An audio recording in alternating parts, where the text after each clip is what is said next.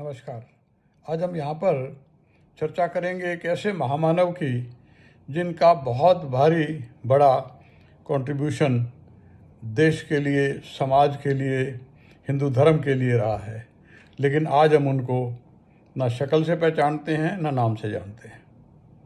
मेरे घर पर जो लाइब्रेरी है उसके गेट पर 3 चित्र लगे हुए हैं।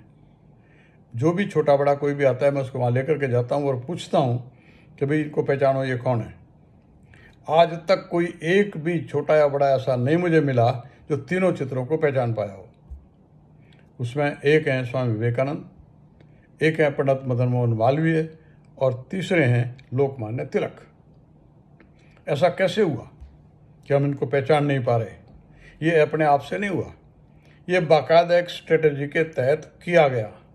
आज़ादी के बाद हमारे पहले प्रधानमंत्री, उनके द्वारा नियुक्त मुसलमान शिक्षा मंत्री ने वामपंथी इतिहासकारों के साथ मिलकर के ऐसे पाठ्य पुस्तकों कार्यक्रम तैयार किया, ऐसा इतिहास की रचना की जिससे ऐसा लगे कि पूरे देश की आज़ादी में सिर्फ 2 ही आदमियों का पूरा कंट्रीब्यूशन है, एक महात्मा गांधी का और दूसरा पंडित जवाहरलाल नेहरू का। बाकी सबको बैकग्राउंड में डाल दिया गया, उनको भुला दिया गया। जबकि मैं गांधी जी की कंट्रीब्यूशन को, उनकी उसको मना नहीं कर रहा हूँ, लेकिन उनसे ज़्यादा बलिदान देने वाले, अंग्रेज़ों का कहर सहन करने वाले, अपना जीवन दान देने वाले और अपना सर्वस्व निछावर करने वाले तो बहुत लोग थे। उनसे तो बहुत ज़्यादा उन्होंने का बलिदान है, जिनको हम नाम से जानते ना शक्ल से जानते हमारे बच्चे। खैर छोड़ो, ये तो लंबा कहानी है। मैं आज आपको एक महामानव के बारे में, जिनका जयंती 23 जुलाई को थी, जो हमने मेरे ख्याल किसी ने याद नहीं किया उनको, उनके बारे में, लोकमान्य तिलक के बारे में बताता हूँ। उनका जन्म 23 जुलाई 1856 को महाराष्ट्र में हुआ। बचपन से ही वो बहुत उग्र स्वभाव के और स्वाभिमानी स्टूडेंट रहे। कई बार उन्होंने लॉ की डिग्री पास की, उन्होंने कई बार ऐसे काम किए जिसमें छोटी मोटी सजाएं उनको मिली। उसके लॉ की डिग्री पास करने के बाद वो शिक्षक के तौर पर काम करने लगे, लेकिन उनको समझ में नहीं आया और उन्होंने एक स्कूल की स्थापना की। और वो स्थापना ऐसी स्कूल था वो जिसमें उस वक़्त 2000 स्टूडेंट्स पढ़ते थे। उन्होंने 2 पत्र चालू किए, एक हिंदी का, एक अंग्रेजी का। एक हिंदी में केसरी और अंग्रेजी में मराठा।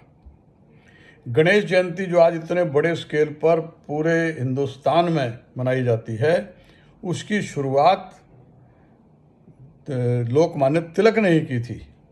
शिवाजी जयंती जन्मोत्सव जो मनाया जाता है, उसकी शुरुआत लोकमान्य तिलक ने की थी। लोकमान्य तिलक ही थे जिन्होंने देश में सबसे पहले पूर्ण स्वराज्य का नारा दिया। स्वदेशी का नारा देने वाले सबसे पहले लोकमान्य तिलक थे। उनको लोकमान्य तिलक की उपाधि कैसे मिली? क्योंकि वो इतने पॉपुलर थे, इतना लोग, उनके जनमानस पर इतना प्रभाव था उनका, कि अंग्रेज़ों ने उन्हें फादर ऑफ अनरेस्ट का तगमा दे दिया। वो अशांति के पिता, और उनको 6 साल की सज़ा बर्मा की जेल में भेज दिया गया, देश निकाला दे दिया गया। वहाँ पर उन्होंने पुस्तकें लिखी, वेदों पर लिखी, दूसरे सब्जेक्ट्स पर लिखी। एक किताब उन्होंने गीता रहस्य के नाम से लिखी। जब वो हिंदुस्तान में आ गए और उन्होंने उसका जो डिटेल्स सारे देश में फैली, तो पूरे देश में एक तहलका मच गया उससे।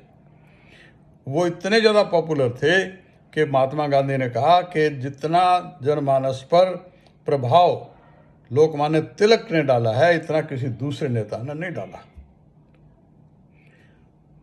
एक बहुत बड़ी सभा हो रही थी, उसमें इन्होंने एक भाषण दिया था जो मशहूर हुआ और आज तक मशहूर है।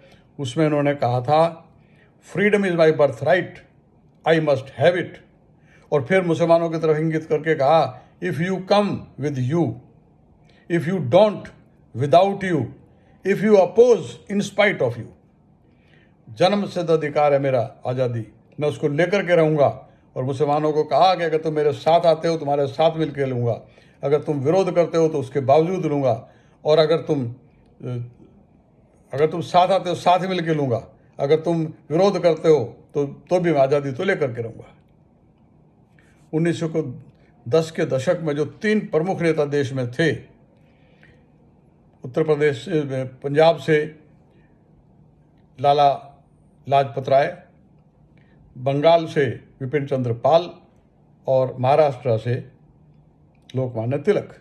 इसलिए 19 के दशक में 3 प्रमुख नेता देश के 3 हिस्सों से थे। लाल बाल पाल बड़े मशहूर हुए थे। ये कांग्रेस के गरम दल के नेता थे।